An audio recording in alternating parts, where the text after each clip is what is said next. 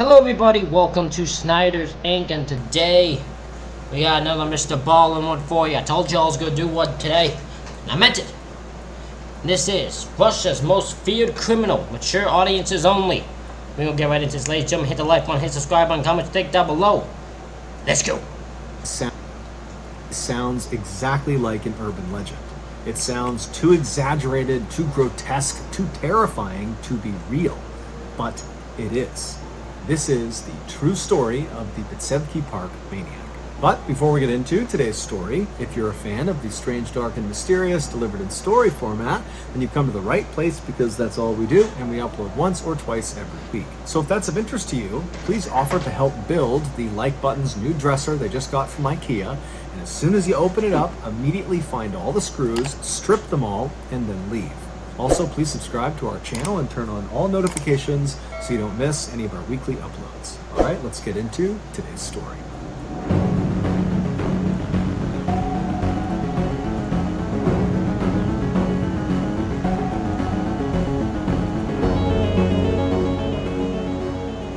Moscow, Russia, which is one of the world's richest cities, is home to more billionaires than any other European city.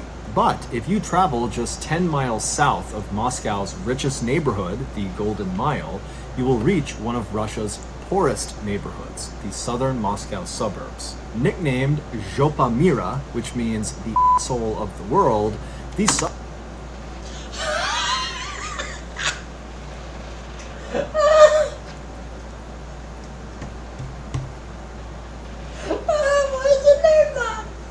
Why is it named that? Why had to be named that? The asshole. The asshole of the world, it had to be named. Okay.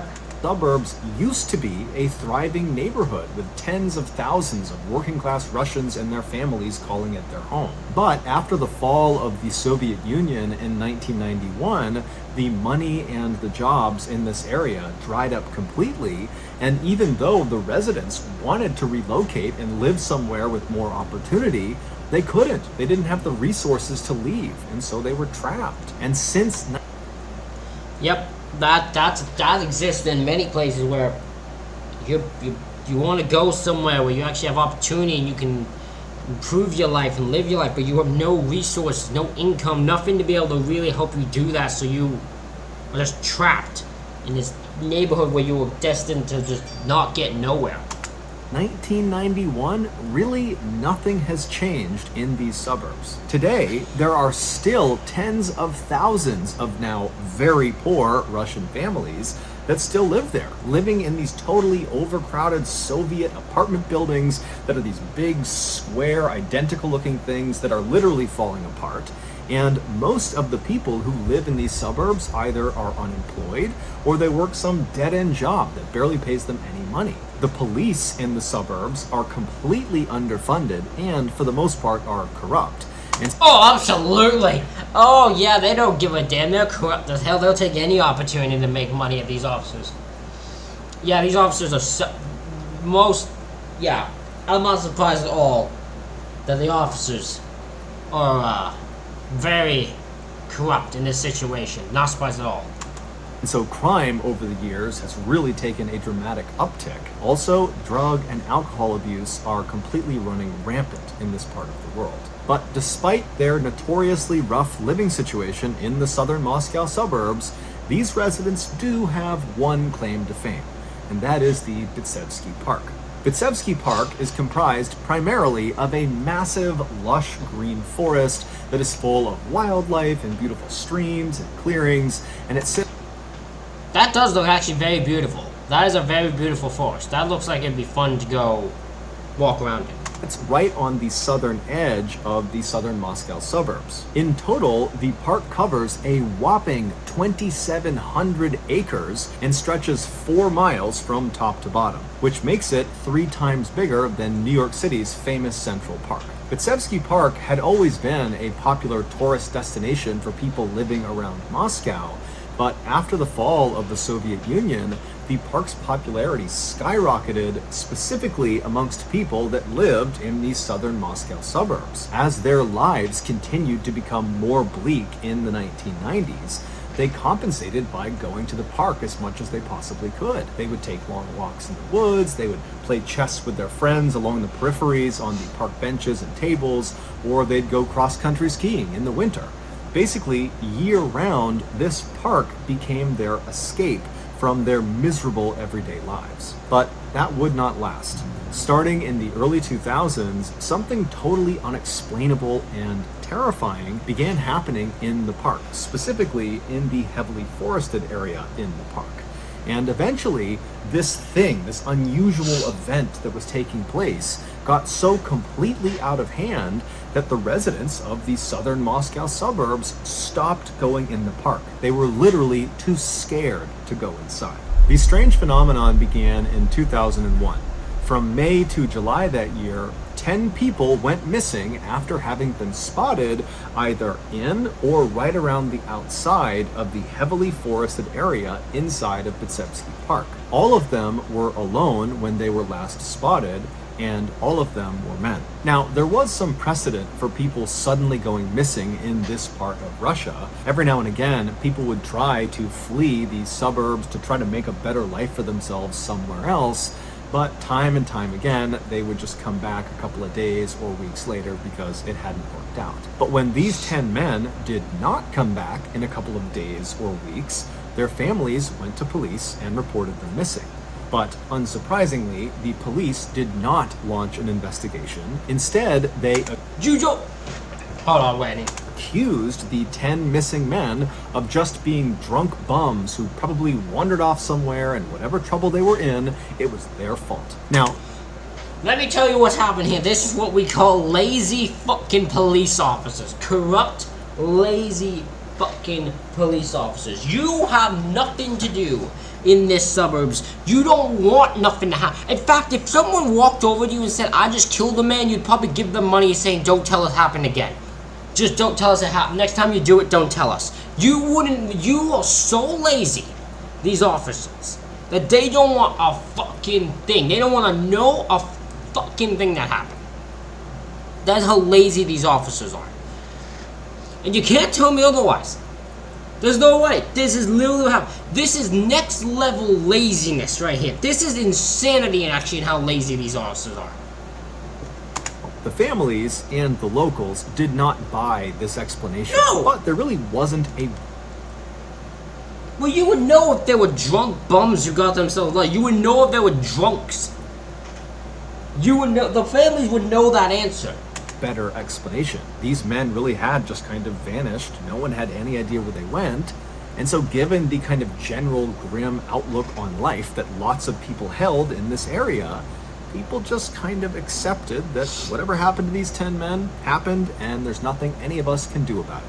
And they moved on. But in October of that year, so 2 months after the 10th man had gone missing in the park, another man went missing in the park. And then by the end of the year, 4 more men had vanished inside of the park.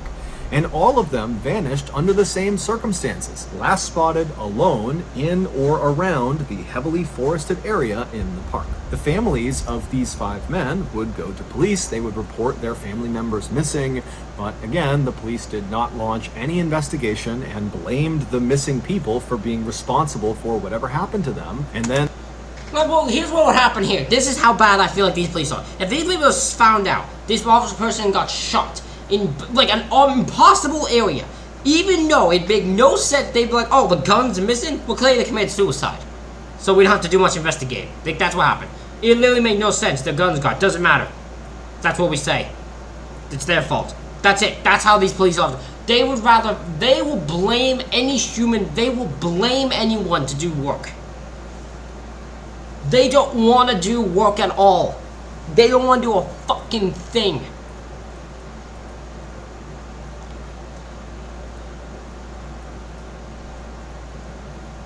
It's insane, actually. Insane. And after that, the families kind of mourned the loss of these 5 men, not really sure what to make of it. And locals kind of gossiped about it for a little while and started to speculate about what might have happened to them and kind of lumped them in with the 10 other men that had gone missing. But after a while, when no new news came out, yeah, they move on. They're gonna move on because you can't do anything else unless you try to investigate yourself, which none of one's gonna do. Because if you try to investigate the crime yourself, they also might arrest you for it, probably. They're like, you're trying to figure out you're trying to solve crimes that actually are taking place. What's wrong with you? We'll put you under arrest. You're impersonating a police officer. That's what you're doing.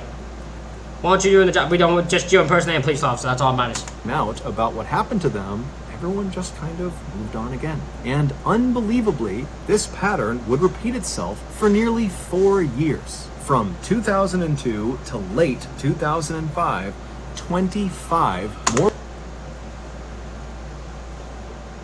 Okay, listen. Listen, officers, listen. 25 more people, you all think they're drunks?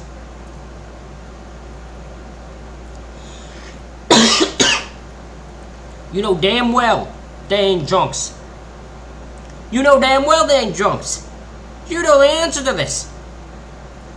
You know damn well that would be 40 people are not drunk enough to just happen to get lost. That could not happen to 40 separate people. That could not happen. Get over yourselves. More people would go missing inside of Bitsevsky Park. 24 of them would be men. One of them would be a woman, although it wasn't clear if she was actually in the same category as the other 24 men, but regardless, that put the total number of mysterious disappearances inside of this forested area in the park up to 40. But still, the police shrugged it off, and eventually, so too did the local population. Everyone just kind of... I couldn't do this. I couldn't be in that neighborhood. They could not. If 40 people were missing in this park, and they're like, nah, you're supposed to move, you have to move on from it. No, and don't. This is some fucked up shit y'all doing here, and I want to get to the bottom of it. I'll be figuring this out. Moved on, like this phenomenon wasn't happening, that people were not going missing in droves inside of this forest. But everything would change with missing person number 41. Because unlike the previous 40, this missing person would be found again. 63-year-old Nikolai Zakharchenko was a retired police officer who lived in a tiny apartment. I know why they gave a shit. That is your answer. Why did they give a shit about this guy going missing and this guy being found? Retired police officer. So they have to give a shit. Because they're not going to say no to a police officer. They're not going to return their back on an officer. So now they have to give a apartment in the southern Moscow suburbs with his family. He was a classic Russian tough guy who chain-smoked cigarettes and drank lots of vodka. And even though he was well aware of the missing person phenomenon inside of this park, that wasn't about to stop him from doing the thing he loved, which was going on walks inside of this park. He was... Yeah, he's a Russian... He's a... like... what you think of when you think of a tough guy. So he's not going to act afraid by this situation. He's going to try to get his shit done. He's going to do what he's got to do.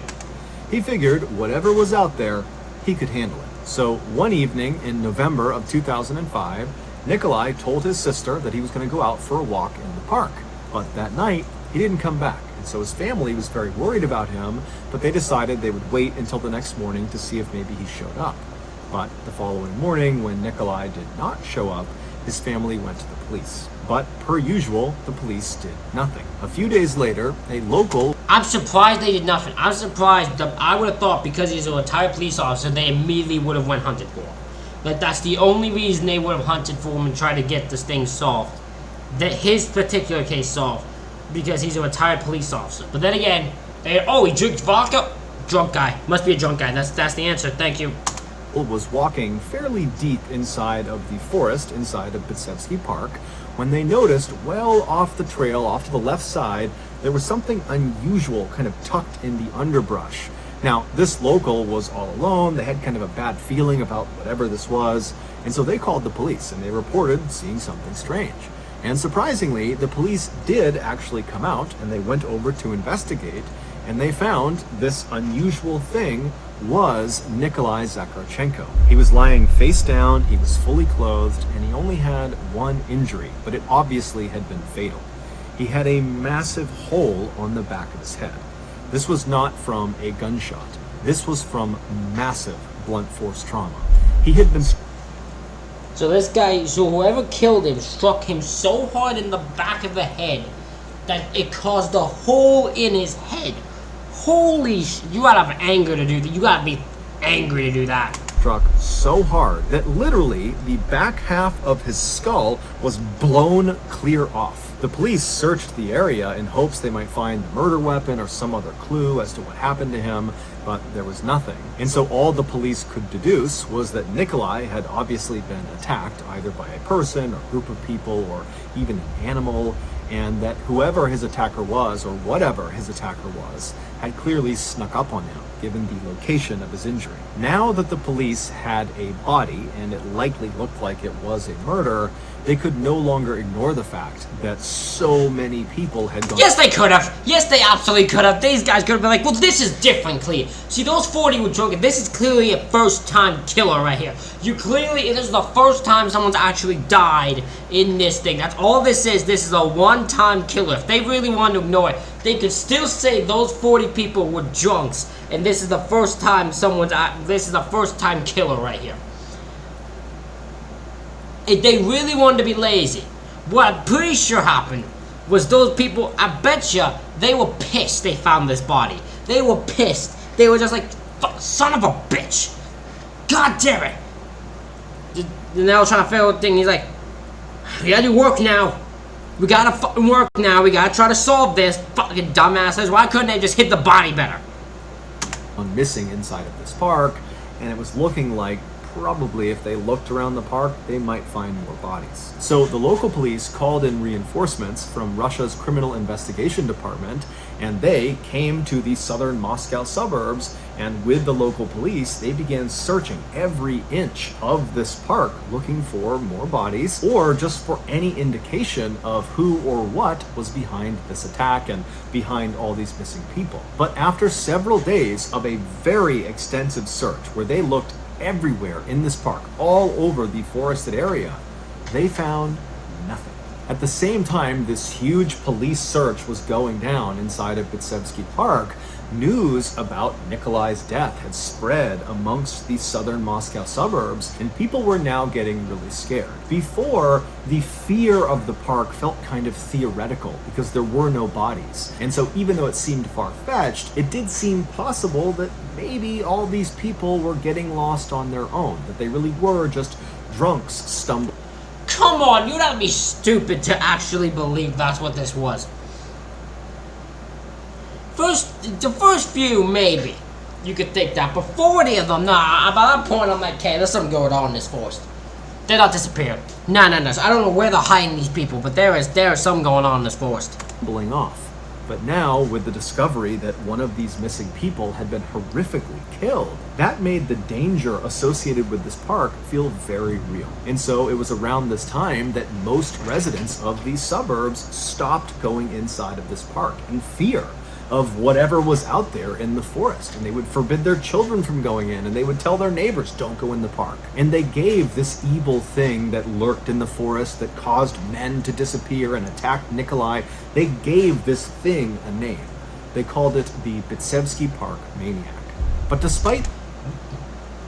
Worst thing you can do. Don't give them nicknames. Don't do it. That's what they want. They all want to be famous. Every killer wants to be famous. They want to be the ones that are remembered forever. That's what they all want. And that's probably what happened here. The fear of this maniac causing so many people to avoid this park.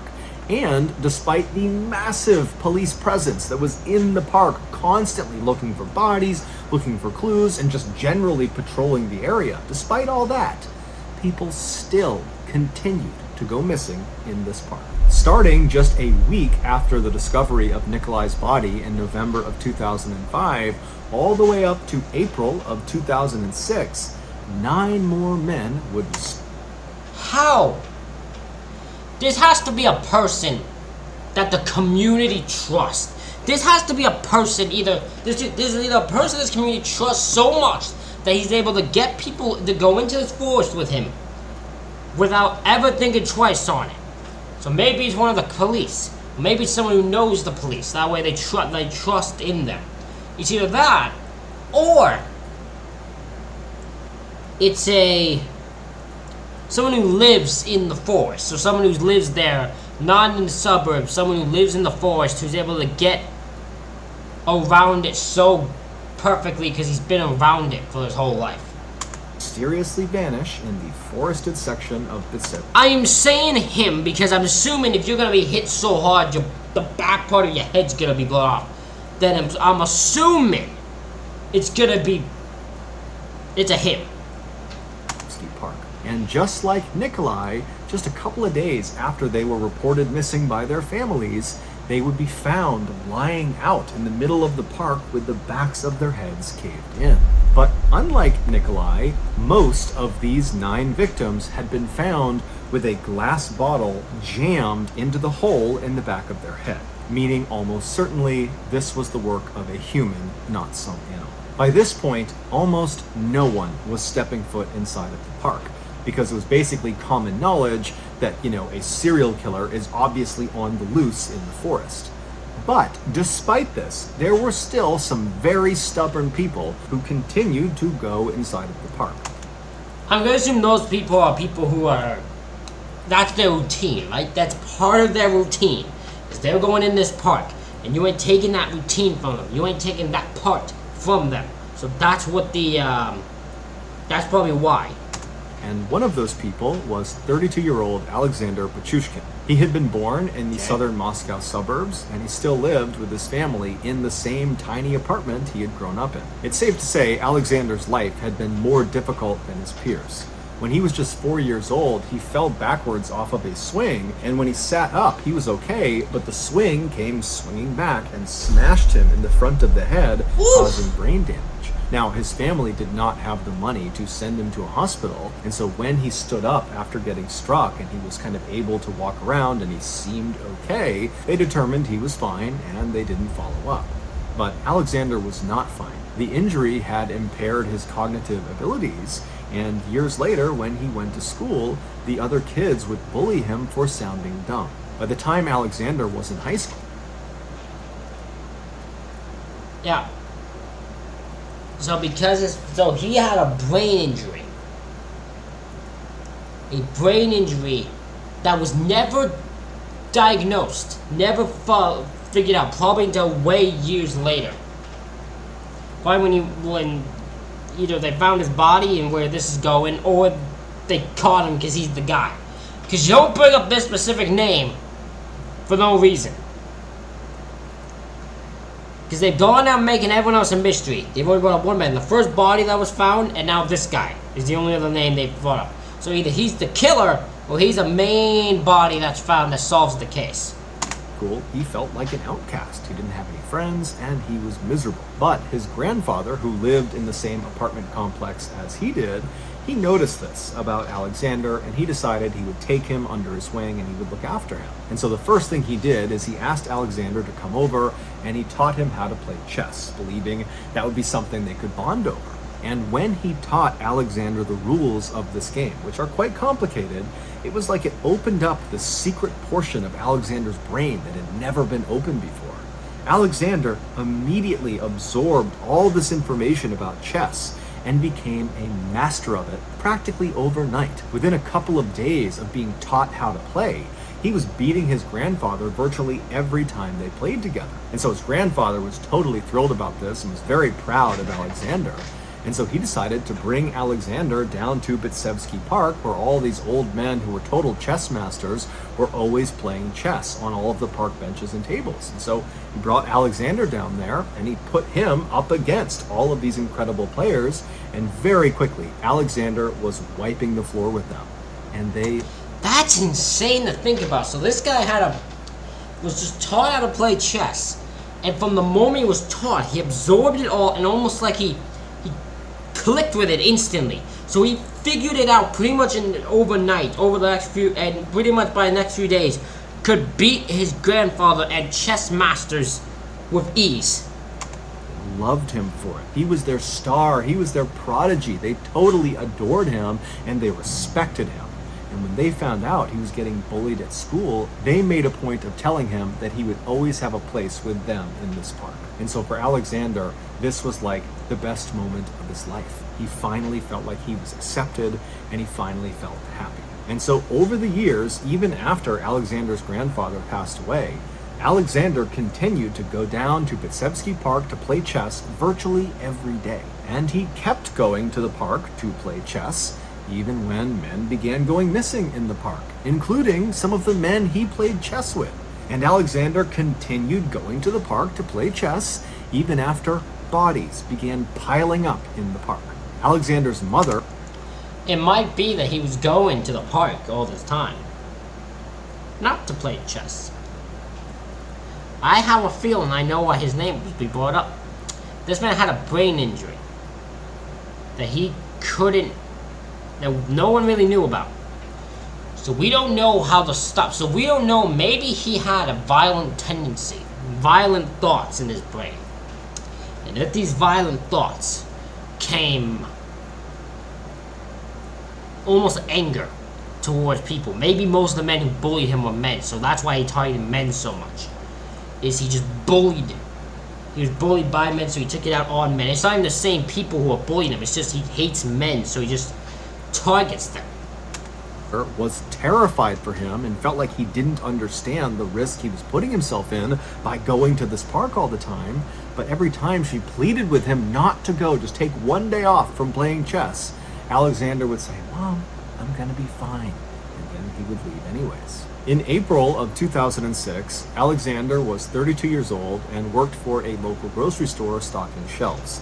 By this point, at least 50 people had vanished mysteriously in the forested section of the park, and 10 bodies had been found. On the morning of the 12th of that month, Alexander showed up to the grocery store for his shift, and right away he noticed there was a new employee. It was this beautiful older woman he had never seen before, and Alexander, while he was confident playing chess, was not remotely confident around women. He had never had a girlfriend I was going to say something. I don't remember what I was going to say. Never mind. before. But he found himself looking at this woman across the store, feeling like she was different, that she was more approachable than other women. And so he told himself that day he was going to go up to her and he was going to say hi. And so all through his shift, he kind of awkwardly watched this woman from a distance, kind of building up his confidence. And then at the end of his shift, her shift was also ending, the pair walked outside at the same time, and Alexander was about to say something, but he just couldn't find his voice. And then he noticed this woman had put a cigarette in her mouth, but she was fishing around for her lighter, like she couldn't find it. And so Alexander jumped into action and pulled his own lighter out, and he held it out to her and said, "Hey, can I light your cigarette?" And so before long, the two were chatting, and they were walking together and smoking their cigarettes. And over the course of their conversation, Alexander would learn this woman was named Larissa Koligina, and she was 48 years old, and she lived near Alexander's apartment. And so after they walked... Damn, he's 32 trying to get a 48-year-old? God damn. For a little while, they arrived in front of her apartment building, and at this point, Alexander knows she's about to go inside, and so he suddenly feels bold, and he asks Larissa, "Hey, do you want to continue walking around with me for a bit and maybe do a pass through the park?" Now, at this point, the Bitsevsky Park was totally not a place you would bring people to. Especially at night. Now that I think about it, especially at night, the last thing I'd be doing if someone told me, "Hey, you want to go to this park?" And now, but no, there's a serial killer. Absolutely not. I'm not going to this park with you at night. No. Especially at night. Hell no. This is a place that everyone in the area is basically terrified of. But for Alexander, Bitsevsky Park was like his happy place. And so naturally, if he's going to take a woman on a date, that's where he's going to bring her. And surprisingly, Larissa was very quick to say, "Oh, let's go to the park." And so the two, they lit up and... So either two things happened. Either with Larissa, either she was unaware of the actual danger. Maybe she just moved there, got a job, quit the odd job, was unaware of the danger really. Or she just plain stupid. Another cigarette, and they walked across the road, and they walked through the front gates of the park. Their first stop was the chess tables along the periphery of the park, right outside of the forest, and the tables were totally empty. But at this point, that wasn't surprising, given the fact that even amongst die-hard chess players, really Alexander was the only one still willing to go back in there every single day. And so after seeing where Alexander spent all of his time, it seemed like it was time to turn around and leave. But neither Alexander nor Larissa wanted their date to end, And so they decided to light up another cigarette and then follow a walking path that kind of looped into the forest and came back out again. And as they entered the woods and got deeper and deeper into the forest, the chess tables that were behind them faded from view, and the sky began to get darker and darker as it was getting late. But the pair just kept on walking, maintaining their cheerful conversation. But at some point, as they talked and walked, the path below their feet stopped looking like the path they had originally set out on. Now they're stepping over broken logs and they're ducking under low-hanging branches, and it's not really clear if they're on a marked trail anymore. But neither of them bring it up. They just maintain their kind of light conversation and continue walking as if nothing's going on. However, they both definitely began walking faster and faster to maybe speed up this loop. But at some point, when it was very obvious they were no longer on a path, they both came to a stop. As they had walked, Alexander had been in front, and so when they came to a stop, he turned around and he looked at Larissa, and right away he could tell there was just something wrong about her. There was a look on her face that just didn't look right. She looked exhausted or sad or something. And then as he's looking at her, she inexplicably kind of collapses into a tree right next to her, and she grabs the tree with her arms, and she slides down to its base, and she presses her cheek and her chest up against its bark, and she begins to cry. Alexander has no idea what's going on, so he just stands there staring at her. And in between sobs, Larissa looks up at Alexander and says, "You're the maniac, aren't you?" Alexander couldn't believe it. She was the first person to figure it out so quickly. I knew it! I knew it! You don't bring up his name for no reason. You wouldn't bring him up. MrBallen doesn't bring him up for no reason. I knew he was the thing. Here's my response to Larissa. He's ahead of you. He's ahead of you, okay? You tell her walk in ahead. Once it clicks in your brain, keep walking, then fucking book it. Turn and run. Turn and fucking run. What are you doing? Standing there just collapsing, and then if you realize he's the guy. If you realize he's the fucking guy, run for your life. Don't just say, now I know probably in reality he can outrun her, right? In reality he can outrun her. Probably. He's 30-something years old, she's 40-something, 48. He's 32, she's 48. But let's fucking try. Normally, he would have to tell his victims before he killed them. And so he smirked and he looked at her and he said, "Yes, I am." And so Larissa, at this point, she lets out this huge sob and she looks down and she keeps crying. And then she looks back up again at him and she says, "Are you going to kill me?" And without any hesitation, Alexander looks at her and says, "Yes, I am." And then he reached into his jacket and he pulled out a hammer. No one knows for sure why Alexander became a serial killer or why he almost exclusively targeted men. Many people believe it might have something to do with the brain damage he suffered as a 4-year-old when that brain damage definitely caused something.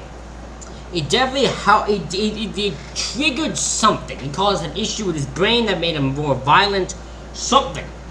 It doesn't undo it, and it doesn't justify him doing it. He's still a fucked up, evil individual for this. But that brain damage, undetected brain damage, definitely, probably did not help this case. Swing hit him in the head, that somehow that rewired his brain and made him more aggressive towards other people, especially men. But that's just speculation. And other than that injury, there really isn't much in Alexander's life that stands out as a big red flag. He just kind of floated about his life and followed the crowd. But in 1992, when well, no, that's not fully true. He turned, because he was bullied, and he had a brain damage. So those two things can make a man hate other people. He was 18 years old, he got this urge to kill, and he actually decided to act on it. He brought up this desire to a classmate of his named Mikhail Odachuk, and surprisingly, Mikhail says to Alexander, "I want to kill someone too. Let's do it together." And so How? What are the... hold on, let's talk about this. What are the odds that you would mention this to a classmate, and that classmate just so happened to have an urge to kill? First of all, why would you bring this up to a classmate anyways? You have no idea how they're going to respond. That's not going to go good. But, like, what the hell are you thinking? The two met up a couple of days later and they headed off to Bitsevsky Park and began walking around the forest looking for a lone person that could be their victim. As they're walking along, Alexander, he's fully committed, but he can tell Mikhail is not. He's starting to get cold feet and he's talking about, maybe let's stop for now and head back and maybe do this another time. And Alexander, he's getting more and more angry and frustrated with Mikhail until finally Alexander decides, my first victim will be Mikhail. Yeah. And so he turns to Mikhail and he says, you know what? If you want to head back, you can. Mikhail says, okay, maybe we can do this another time, right? And Alexander says, sure. And so Mikhail turns around, and as soon as his back is to Alexander, Alexander pulls out his hammer and he smashes Mikhail in the back of the skull, causing Mikhail to crumple to the ground, either dead or unconscious. But either way, he's laying on the ground. And as soon as he is, Alexander remembers that they had passed a little while earlier this well kind of hidden in the middle of the forest. And so he grabbed Mikhail's body and he dragged him through the forest over to this well. And when he got to the well, he pulled the lid off of it, and then he picked Mikhail's body up, pushed him up and over the edge, and dropped him inside. And Mikhail fell 30 feet all the way down to the icy water below. And then Alexander put the lid back on the well, he grabbed his hammer off the ground, and he left. An important... That is insane. This man did not have no care at all for anyone else but himself. He did not care at all about anyone he was with, anyone he was around. He just wanted to kill. That's all he wanted. And he literally had no remorse when doing it. Part of Alexander's killing was this well. This well was not a drinking water well. It was basically an access point to this deep underground sewer system that stretched all around the underside of this park. And so when Mikhail fell down this 30-foot shaft, he didn't just land at a pit of water right at the bottom of the well. Instead, he fell all the way down the shaft until it opened up like the bottom of a huge scientific beaker. It was basically like this big cave at the bottom of the well that was full of very deep water. And so Mikhail would have splashed into that water, which was icy cold, and then after Alexander put the lid on top of the well, it would have been pitch black inside of that space. Now, even if it had been lit up, there was no ladder for Mikhail to climb back out of. And there was a current running through this well because there were tunnels leading into it and then out the other side. And so Mikhail, if he woke up, if he was conscious when he hit the water, he would have immediately been swept into another tunnel. And many of the other tunnels that led away from this cave space were completely filled with water. And so he would have had nowhere to breathe. He would have been sucked into a tunnel and he would have drowned. And so whether Mikhail died from the strike on the back of the head or whether he drowned, we don't know. But he died after being thrown in the well. And then his body was swept miles and miles away to some deep underwater recess where nobody was looking. Alexander would wait another 9 years before he killed again. But once he started up again, he didn't stop. His first kill after the hiatus was in the summer of 2001. His victim was a man he liked to play chess with. In fact, this was a man that loved Alexander and was definitely one of Alexander's friends. They regularly played chess with each other. And one day... So it seems like Alexander, by what I've gathered, likes to know who his victims are. He likes to know who it is before he kills them. I don't know why. I don't know if he gets satisfaction out of it. I don't know if he finds it funny that they would know that he's going to kill them. I don't know what it is, but he seems to have an enjoyment of knowing the people who he kills. In May, after a game of chess, Alexander asked the man if he wanted to head into the forest to pay respects to his dog, who he had buried out in this forest. And he told the man he was going to have a sip of vodka over his dog's grave. And so this chess friend of his agrees to go with Alexander because he loves Alexander, he's a good friend of his, and says, absolutely, let's go pay our respects to your dog. And so the pair begin walking into the forest, and at first they're on a trail, but eventually Alexander says to this man that you need to leave the trail in order to get to the gravesite. So the man says, yeah, no problem. And so they get off the trail and they're walking for a little while until they reach the well. And when they get to the well, Alexander stops and he kind of points to some arbitrary spot on the ground and says, oh, that's where my dog was buried. And so Alexander pulls out a bottle of vodka and he takes a swig and then he hands it to the man, who does the same thing to kind of do this commemorative drink for this dog. And then afterwards, Alexander looks at his friend and kind of gestures with his arm to get the man to, take them back out of the forest, back out to the chess tables. And so the man turns around and begins backtracking.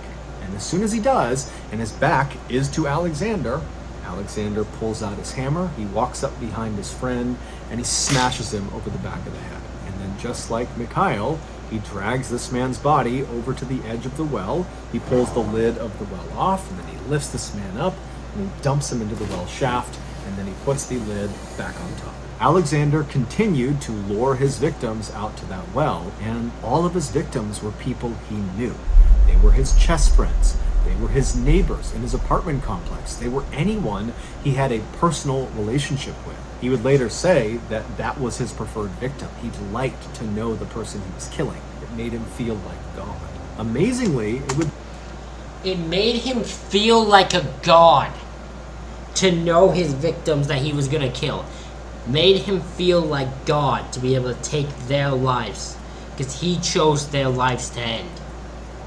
Unbelievable. It would turn out not all of Alexander's victims who were chucked into that well actually died. Victims number 16 and 17, who were a pregnant woman and a 13-year-old boy respectively, after they had their heads smashed with a hammer and they got chucked into the well, their clothing got caught on a snag poking out of the inside of that 30-foot shaft, and it literally arrested their fall and kept them from plummeting all the way into the water. And somehow, in both instances, Alexander didn't notice. He just put the well lid back on and walked away, believing they were both dead. But they weren't, and after they regained consciousness, they were able to kind of claw their way back up the well shaft and pulled themselves out of the well. Both victims would go to the police, and both of them would positively identify who their attacker was, Alexander. But the police didn't care. In fact, they told both of these victims that they needed to drop the charges and leave them alone. And if they didn't, they, the police, would come up with something to have both of them arrested.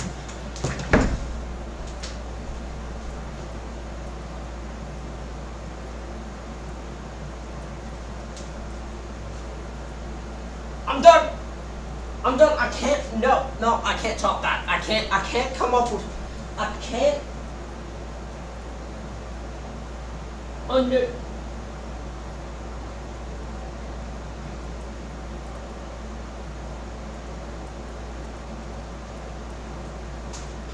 I can't come up with something to top that. How on earth? What type of police? What? Hold on. What type of police are you?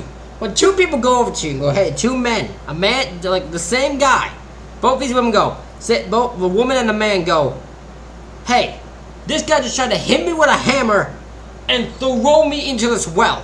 What type of fucking police do you have to be to get mad at them that they're telling you this? What type of stupid, dipshit, ignorant, little bat life bullshitting fucking officers do you have to be told that and go, you need to leave us alone? In fact, if you even come bother us with this attempted murder again, if you even bring this up, we'll have you two arrested. We want this guy to keep killing people, I guess.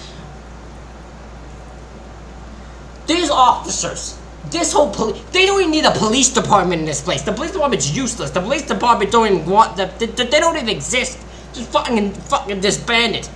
The victims. And so Alexander got away with it, and the victims were literally intimidated by the police to stay quiet. And so that led to dozens and dozens more murders. In April of 2006, after Alexander told Larissa he was the maniac and he was going to kill her, he walked behind her as she cried and continued to hold on to the tree, and he wound up his hammer and brought it smashing into the back of her head. And then as she slumped to the ground, he hit her several more times in the back of the head with the hammer, and then he pulled out a vodka bottle and he jammed it inside of the hole, and then he left. 2 months later, Alexander would lure another woman out into the middle of the forest with him. Her name was Marina. She was 35 years old, and she had met Alexander while working at the grocery store with him. She actually was hired to work at the grocery store to fill Larissa's now vacant spot. Before Alexander and Marina began their walk out to the park, which was Alexander's suggestion, Marina said she just needed to stop by her apartment to let her son know where she was going. And so they swung by her apartment. Marina went upstairs and she left a note for her teenage son